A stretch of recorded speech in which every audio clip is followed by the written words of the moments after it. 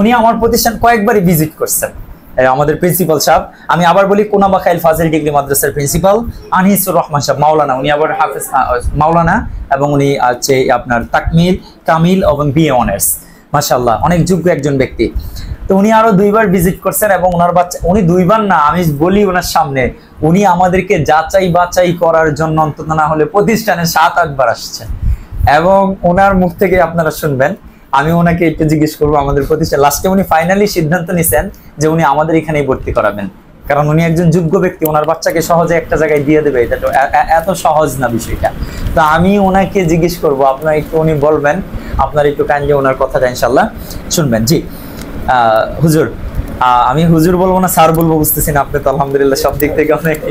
জি sir, আমি আপনাকে question করতে চাই, আপনি একটু আমাদের সম্পর্কে, আল ইসলাতে আপনি অনেকবার ভিজিট করলেন, যাচাই বাছাই করলেন, আপনার কাছে কি মনে হয় আল ইসলা সম্পর্কে? আলহামদুলিল্লাহ।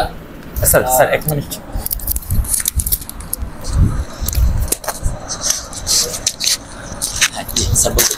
আলহামদুলিল্লাহ, আমি আসলে আমার ছেলেকে ভর্তি করার জন্য উন্নত এবং ভালো প্রতিষ্ঠান খুঁজছি, যেখানে লেখাপড়ার মান ভালো সব দিকেই। তো আমি কোথাও খুঁজে পাচ্ছি না প্রতিষ্ঠান, মানে সব দিক দিয়ে যেন আমার ছেলেটা উন্নত পরিবেশে ভালো মানের লেখাপড়া করতে পারে। আমি ময়মনসিংহ পর্যন্ত খোঁজাখুঁজি করছি, অনেক জায়গায় খোঁজাখুঁজি করছি, কিন্তু পাই নাই। আমার সাথে আমার মাদ্রাসার সহকারী শিক্ষক বিজ্ঞানের মাসুদুল হক সাহেব, তিনি খুঁজছেন।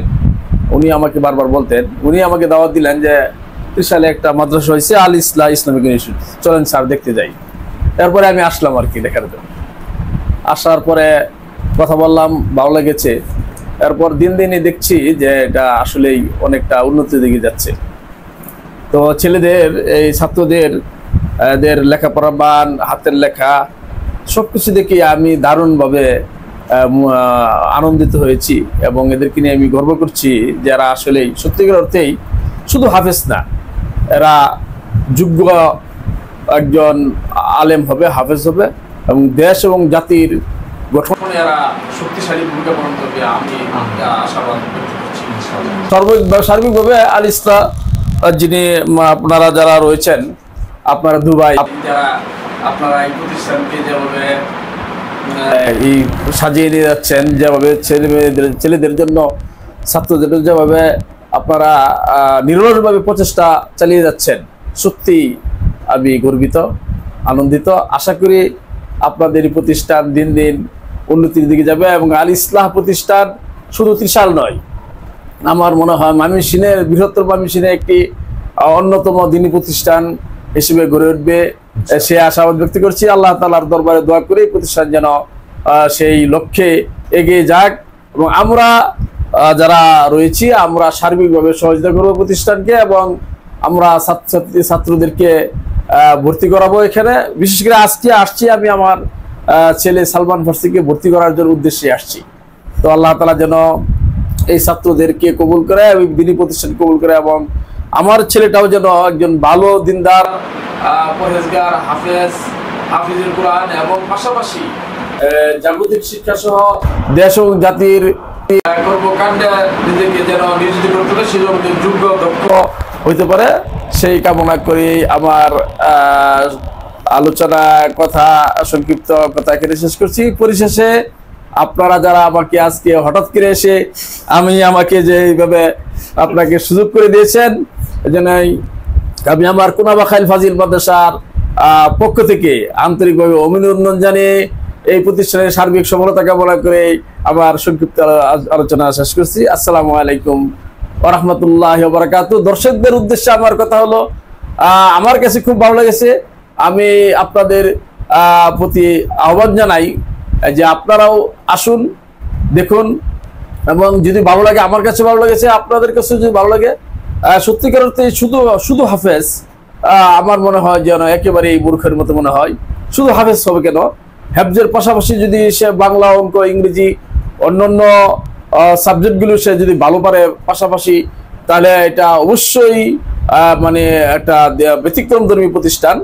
আমি আপনাদের প্রতি আহ্বান জানাই, আপনারা আসুন, দেখুন, এবং ভালো লাগলে আপনার ছেলেকে, সন্তানকে এখানে ভর্তি করুন, এবং আপনার সন্তানকে যোগ্য করে, দক্ষ করে গড়ে তুলুন। সেই আহ্বান রেখেই আপনাদের সবাইকে অভিনন্দন জানিয়ে আমার আলোচনা ছোট্ট আহ্বান এখানে শেষ করছি। আসসালামু আলাইকুম ওয়া রাহমাতুল্লাহি ওয়া বারাকাতুহু। ওয়ালাইকুম আসসালাম ওয়া রাহমাতুল্লাহি ওয়া বারাকাতুহু। স্যারকে ধন্যবাদ ওনার মূল্যবান সময় দেওয়ার জন্য। আসলে উনি একজন যোগ্য ব্যক্তি, মাশাআল্লাহ। আপনি বুঝতেই পারতেছেন, উনি হচ্ছে তাকমিল পর্যন্ত পড়াশোনা কওমি মাদ্রাসায় মাওলানা, এবং হচ্ছে কামিল পর্যন্ত পড়াশোনা আলিয়া মাদ্রাসায়, এবং বিএ অনার্স করা, এবং উনি একজন অধ্যক্ষ প্রিন্সিপাল কোনাবা খাইল ফাজিল ডিগ্রি মাদ্রাসা ত্রিশাল ময়মনসিংহ।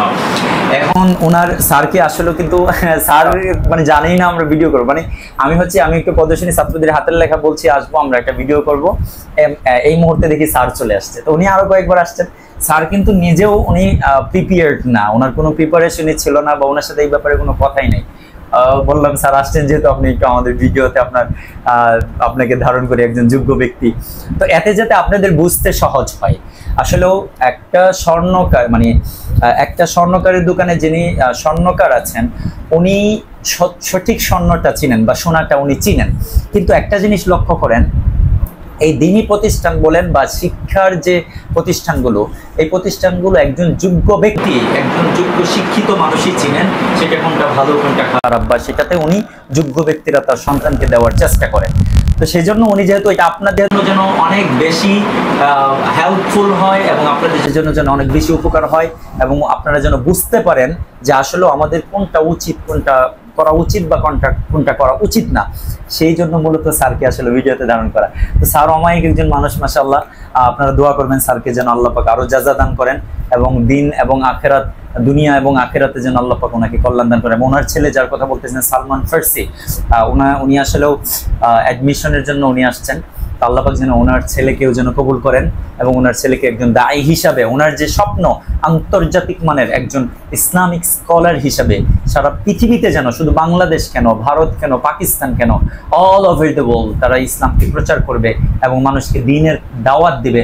আফ্রিকাতে যাবে, কানাডাতে যাবে, আমেরিকাতে যাবে, তারপরে হচ্ছে লন্ডনে যাবে। পৃথিবীর এমন দেশ আছে যে দেশের মানুষ এখন পর্যন্ত ইসলামের দাওয়াত ওদের কাছে পৌঁছায় নাই, এই সমস্ত জাতির কাছে ওরা যাবে, ইসলামের দাওয়াত দিবে, ইসলামের দাওয়াত পৌঁছাবে, এবং তাদেরকে দ্বীনের পথে আনার চেষ্টা করবে। এই কথাটাই আপনাদের সেই লক্ষ্যে আসলে আল ইস্তার কাজ করে যাওয়া, যে একটা বাচ্চাকে বেস যেন মজবুত করে দেয়। আমরা ছোট থেকে একটা বাচ্চার যখন বেস মজবুত হবে, এই বাচ্চাটাকে আপনি কয়তলা বিল্ডিং করবেন, আপনার বেস বলে দিবে আপনার কয়তলা বিল্ডিং হবে।